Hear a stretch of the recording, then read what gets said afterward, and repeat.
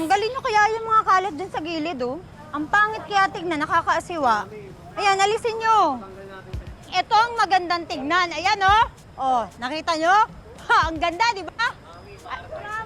I love Riles! I love Riles! Oh. Ano masabi nyo? Ganda, bet ko yan!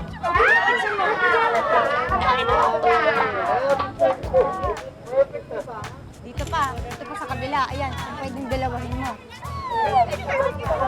Ma'am, sobrang brilliant talaga ng idea mo. Trending yan, promise! Siyempre naman. At saka gusto ko kasing ipakita sa kanilang lahat na hindi natin ikinakahiya tong Riles. Di ba? Oh, ano? Bongga? Yes, sobrang Oh. bongga to na! Yes, Bongga. sobrang ma'am, shit na lang. Bongga! Oh, di ba? Sige, picture. Oh, ayan, I love picturein mo Riles. din, ha? Mamaya, picturean nyo. Lakad kayo dito, tapos picturean nyo. Oh, game.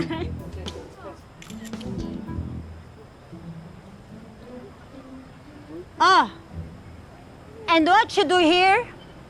Yeah, do.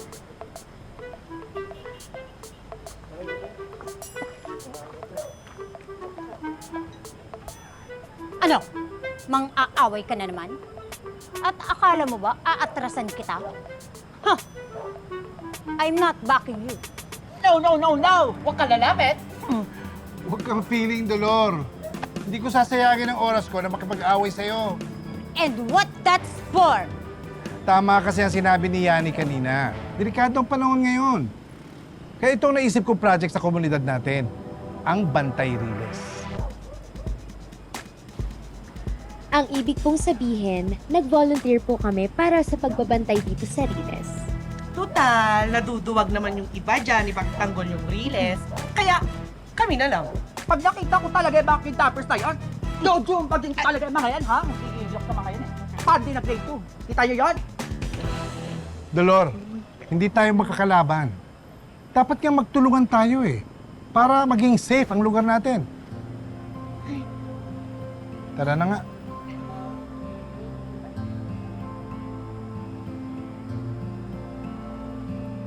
Basta mag-a-action kami ni Dagul. Hindi lang kami basta-basta tutungangalan dito. Oo nga. Nag-volunteer rin kami sa project ni Mang Paul. Mga Bantay Riles. Ako, mga tol, mukhang malabo muna. Focus muna ako sa trabaho ko. Tsaka, pagpasok ko sa college, ay iwas trouble muna ako. Kung yun ang gusto mong gawin, tuloy mo lang. Dapat natin respetuhin ang desisyon ng bawat isa. Walang pilitan dito. Maraming salamat, maestro. Tol, sarili mo lang iniisip mo eh. Ano? Di ba matalino ka? Gamitin mo kaya yung talino mo para tumulong sa ibang tao, hindi yung sarili mo lang iniisip mo. Nanguhusgahan mo naman kaagad ako, tol eh. Hindi mo ako tinatanong ba't gusto ko magtapos? Kung ikaw gusto mo solusyonan yung problema ngayon, ako tol hindi. Ibang plano ko. Big picture, tol. Gusto kong tuldukan yung lahat ng nangyayari sa atin ngayon. Eh, paano yung problema natin ngayon? Ha? Si Chelsea, si Nene. Oh, ano? Hindi natin sila tutulungan? Teka. Tama na yan. Hindi kayo magkakaaway dito. Magpalamig muna kayo. Baka mamaya kusang pa mauwi yan. Kaya bahala kung gusto niyo tumulong o hindi. Bahala kayo sa buhay niyo. Pero ako basta gagawin ko kung ano dapat kong gawin.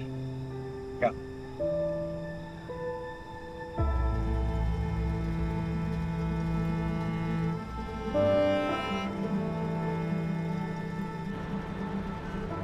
Mayor, tama yung sinasabi ng mga doktor na kapatid mo. Kailangan na niya mapalitan ng bagong kidney as soon as possible. Kapag pinatagal natin to, baka humina pa yung katawan niya sa operasyon.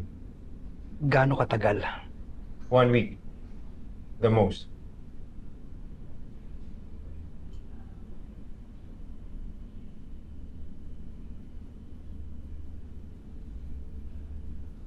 Mayor, masyado na nangihina si Patricia. Alam mo naman na bukas palad kami sa pagtulong. Pero siyempre, hiningi ako sa'yo. Palit, pabor lang.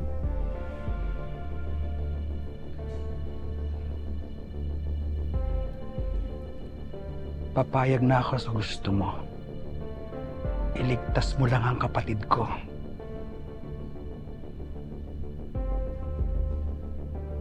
Madali naman ako mausap, Mayor. Basta, gawin mo muna ako anti-crime czar. Saka ako bibigay yung tulong ko. Klaro?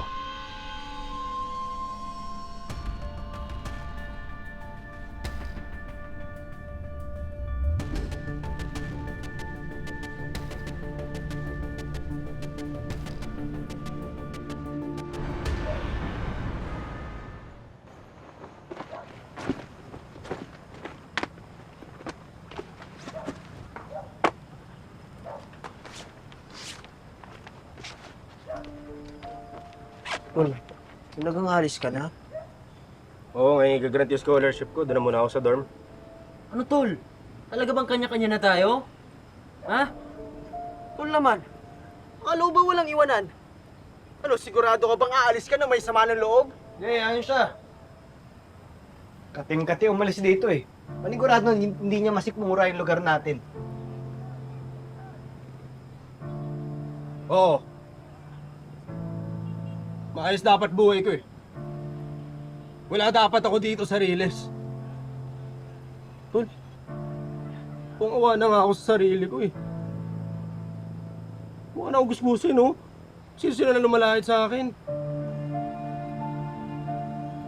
Pag dapat may pamilya ako eh. Maganda dapat yung future ko.